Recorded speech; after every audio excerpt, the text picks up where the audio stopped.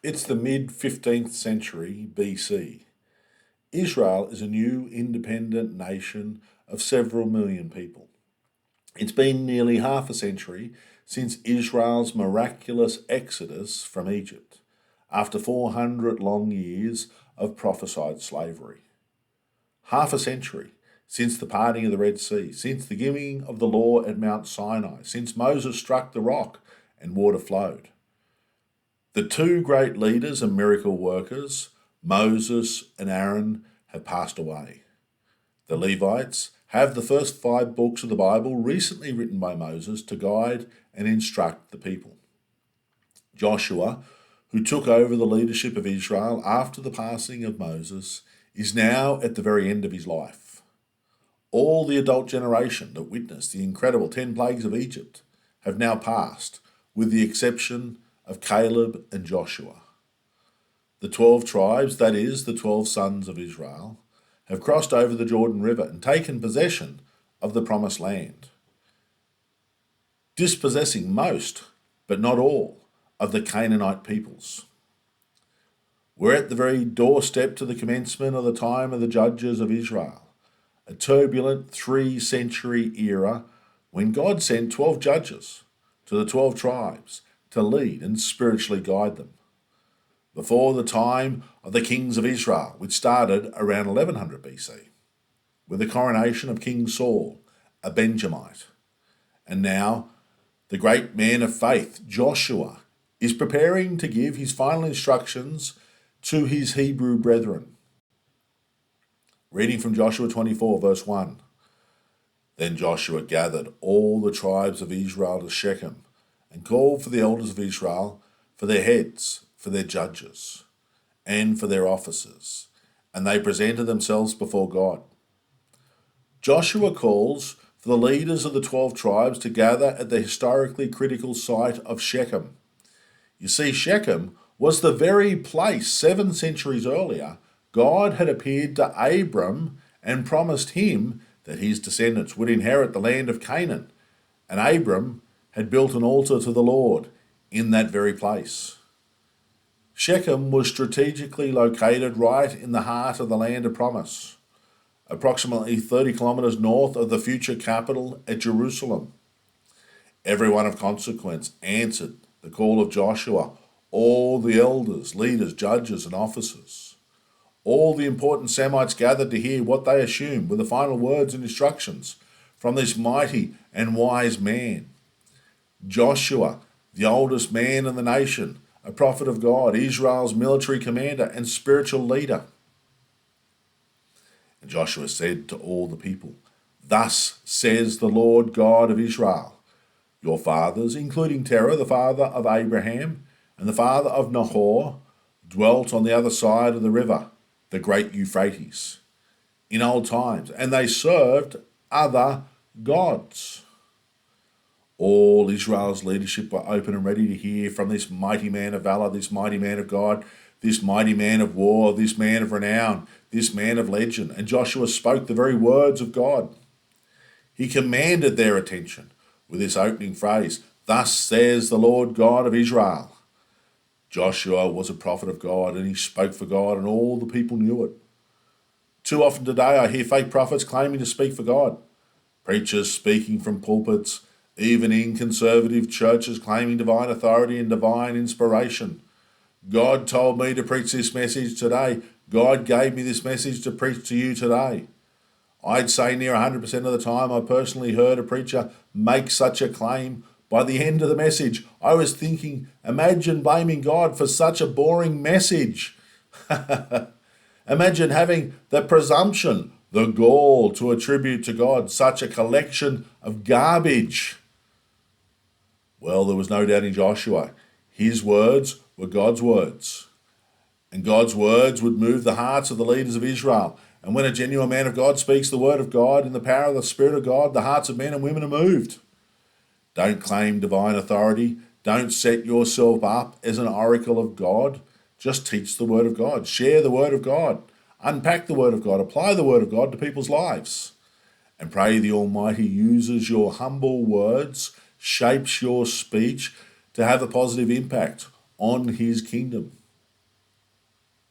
We get a wonderful sweep of history with this benediction from Joshua, this final swan song, going all the way back to Terah, the father of Abraham, one of history's greatest men. From this verse, we learn both Terah and Abram were idol worshippers. Jewish tradition tells us Terah ran an idol-making business.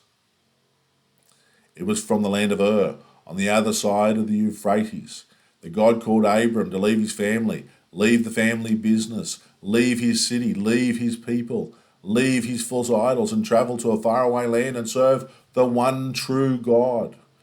The people of the Chaldees worshipped as their primary god Nana, the moon god, an early derivative of the later Arabian moon god Allah.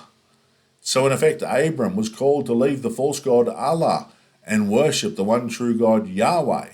Over 2,500 years before Muhammad made the pagan moon god famous, reimagining Allah in the likeness of Yahweh.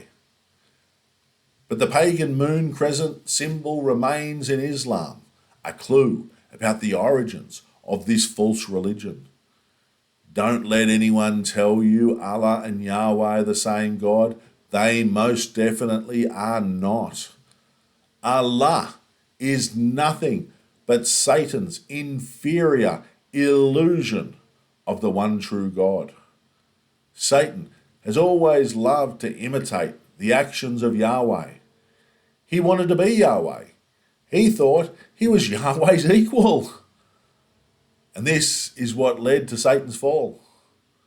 And Satan's been attempting to copy and replicate different aspects of the one true God ever since his fall.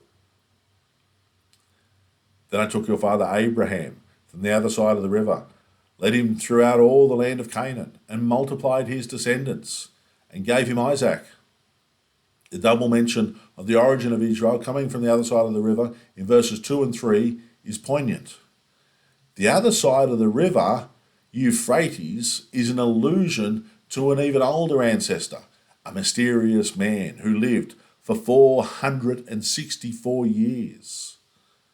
It's a mystery phrase, a hidden riddle that points to Eber, the 14th generation of man, the great-grandson of Shem, the 4 times great-grandfather of Abram, a man who outlived Abram and was still alive when Abram's grandson Jacob was born. Eber's name means from the other side of the river or water. It's also where we derive the word Hebrew from. The children of Israel happily uphold their heritage back to Eber, the first Hebrew. In their deliverance from Egypt, God miraculously brought them through from the other side of the water. God saved Israel through the Red Sea by dividing the Red Sea.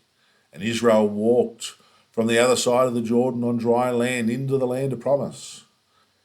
Israel's God is the one true God who allowed the nation to cross through 2 bodies of water in a miraculous display of his power. Little wonder the Jews still to this day hold to their Hebrew heritage, back to Eber, the man from the other side of the river. To Isaac I gave Jacob and Esau. To Esau I gave the mountains of Seir to possess, but Jacob and his children went down to Egypt. Jacob went into Egypt as a family of 70-odd people, and 430 years later exited as the nation of Israel, a people several million strong, awaiting the time needed for the iniquity of the Amorites to be complete. At the same time, Esau, Jacob's twin brother, also grew into a powerful nation of people known as the Edomites. Also I sent Moses and Aaron, and I plagued Egypt according to what I did among them. Afterward I brought you out. The kingdom of Egypt was decimated due to the foolish and stiff-necked actions of a willful Pharaoh. Their economy was destroyed, their agriculture destroyed, their families destroyed with the widespread death of the firstborn sons. Their religious systems were belittled and lost status due to being bested by the god of slaves. As Israel left Egypt, they plundered their oppressors for their back pay. And finally, Egypt's mighty army was destroyed in the Red Sea by God. Then I brought your fathers out of Egypt and you came to the sea, and the Egyptians pursued your fathers with chariots and horsemen to the Red Sea. Let me correct a modern-day scholastic error. Some say this should be a sea of reeds rather than the Red Sea. So-called Bible experts say Israel waded across a shallow, swampy lake filled with reeds. Anyone teaching this has no clue and shouldn't be listened to. Israel came to the Red Sea, not a sea of reeds. Israel came to the modern-day Gulf of Aqaba, and it was at this location that Israel was trapped by the sea and mountains when the fearsome chariots of Egypt confronted them. So they cried out to the Lord, and he put darkness between you and the Egyptians, brought the sea upon them, and covered them. And your eyes saw what I did in Egypt, when you dwelt in the wilderness a long time. When you confront an impossible situation, follow Israel's lead, cry out to the Lord. Trust totally in him. When all hope is lost and we give up our struggling, when things are at their darkest, these are often the times when God's greatest works are done. The undefeatable Egyptians were obliterated without a single Hebrew death. Israel walked through the Red Sea, not on boggy ground, but on dry ground with sure footing. A great wall of ocean standing on the left, a great wall of ocean standing on the right. Then, when the Egyptians attempted to pursue Israel, the walls of water collapsed and instantly destroyed Egypt's entire chariot army. Then followed 40 years of Arabian wandering for Israel, where they ate manna and quail, and their sandals never wore out, whilst moaning about the fondly remembered Egyptian leeks and onions, but forgetting about the whips across their backs. And we'll pick up at verse 8 in our next study. May God continue to bless you in your ongoing search and study of the Scriptures.